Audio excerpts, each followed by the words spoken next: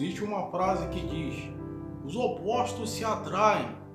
Porém, nunca acreditei nessa possibilidade, porque um dia as diferenças passam a fazer total diferença para a separação de um casal. É uma cidade dividida por uma linha invisível entre a riqueza e a pobreza. Duas famílias, os Martins e os Torresanes, viviam vidas extremamente opostas.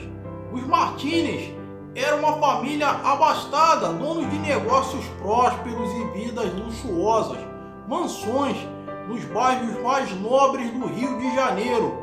Enquanto isso, os Torresanes eram trabalhadores árduos, lutando para sobreviver no dia a dia nas comunidades da cidade do Rio de Janeiro, onde todos os membros da família trabalhavam duro, acordavam antes do cantar do galo para trabalhar e só repousavam à noite. A família passava muita necessidade financeira. O que a família Martins gastava em um só dia em restaurantes, viagem e coisas do tipo, os Torresanes não conseguiam juntar em um ano de trabalho. No centro desse conflito familiar estava Alberto, de 25 anos de idade, um jovem herdeiro mimado e arrogante, pertencendo à família dos Martins, acostumado a ter tudo o que queria com o estalar dos dedos. O garoto chegava a ser insuportável, tratava mal seus empregados, abusava do poder do dinheiro para poder ter tudo o que queria. E Júlia Torresani tinha 23 anos de idade, uma menina muito linda, loira, olhos verdes, determinada e destemida, que lutava para ajudar sua família a sair da pobreza. Júlia vendia o almoço para pagar a janta, trabalhava de dia e estudava à noite. Júlia fazia isso desde os seus 7 anos de idade. Alberto e Júlia se conheceram por acaso em um evento de caridade, onde suas realidades colidiram de forma inesperada. Apesar das diferenças sociais gritantes, uma conexão genuína se formou entre eles, desafiando suas expectativas de suas famílias. Júlia, apesar de ser muito pobre, aparentemente não demonstrava aspectos de uma pessoa simples e suja. Júlia até que se arrumava bem com o pouco que tinha e andava sempre limpa. Enquanto o amor entre Alberto e Júlia floresciam, os conflitos familiares atingiam seu ápice. Os Martins desaprovavam o envolvimento de Alberto com uma garota que eles chamavam de inferior, enquanto os Torresanes desconfiavam das verdadeiras intenções de Júlia ao se relacionar com alguém tão rico. As suspeitas disso ou daquilo vinham dos dois lados. Em meio a esse caos, a essa confusão, surgiram trapaças e manipulações de ambos os lados. Os Martins tentavam sabotar os esforços de Júlia para melhorar a vida de sua família, com falsas acusações, tramóias e tudo mais. Até quiseram implantar drogas em uma de suas mochilas para que ela fosse presa. Mas nada disso funcionou e Júlia seguia em frente, vendendo flores e doces pelas ruas, enquanto os Torresanes viam Alberto como uma espécie de pepita de ouro. Para eles, o envolvimento de Júlia era uma total oportunidade de escapar da pobreza, tentando influenciar a sua filha a tirar vantagem da situação. Mas Júlia achava isso um absurdo, pois apesar de pobre, ela tinha princípios bons, que muito provavelmente sua família não os ensinou. Ela aprendeu sozinha na vida.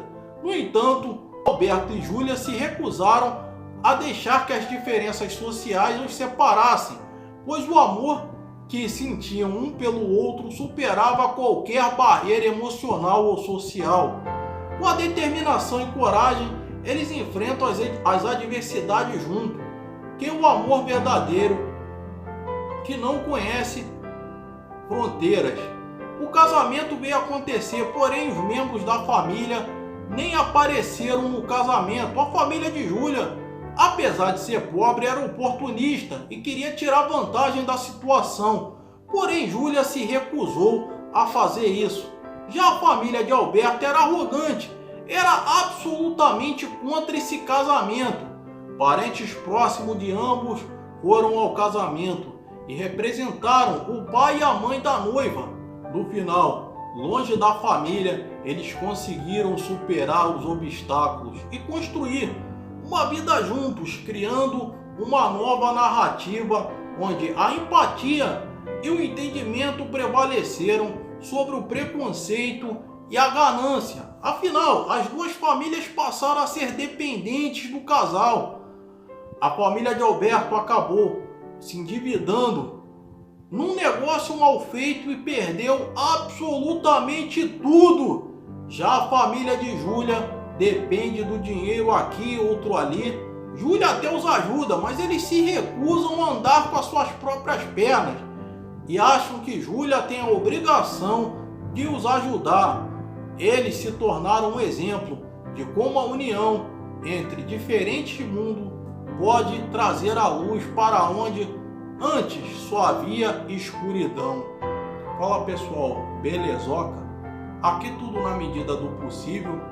Bem, essa foi uma história assim, um pouco diferente, mas assim, gente, existe uma coisa chamada julgo desigual. O que é o julgo desigual?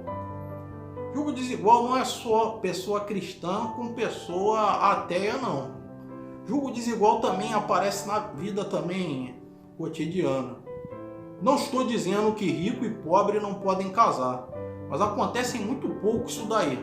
Muito, mas muito pouco mesmo. Por quê? Imagina a vergonha que se passa, principalmente quando um rapaz, no caso aqui, a parte mais pobre era a moça, não o rapaz. Se o rapaz ganhasse um salário mínimo e tivesse que pagar, almoçar num restaurante daqueles finíssimos que sua namorada que é rica gosta, ele ir lá gastar todo o seu salário que ganhou em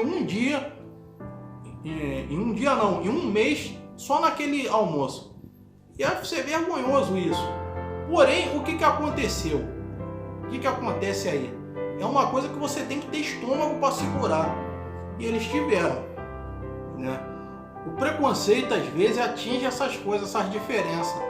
Mas eles souberam, né, se superar no meio de todo esse pé de guerra entre as famílias, né? A família de Júlia, eu vi que era muito oportunista, muito assim, queria ter tudo na mão, aí viu ali a oportunidade, né, de querer tirar vantagem do relacionamento, né?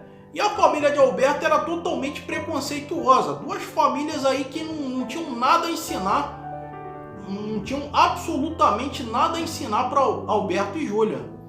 Se bem que Alberto era mimado também, mas acabou se apaixonando por Júlia. Eu não sei como passou a vida dele depois de casado. E as famílias só se reencontraram porque souberam que os dois se deram bem na vida. Algo de um completo interesse aí financeiro que eu acho que foi ridículo. O resto eu vou deixar para vocês comentarem o que vocês acharam disso, né? Se realmente eles são exemplo a ser seguido, Júlia e Alberto, ou não, né? Ou o que vocês têm a dizer sobre a família deles. Bem, eu vou me despedindo por aqui. Como eu venho dizendo, eu prometo melhorar a cada dia e a cada vídeo também. Entre outro mais, é isso aí. Fiquem com Deus e até a próxima.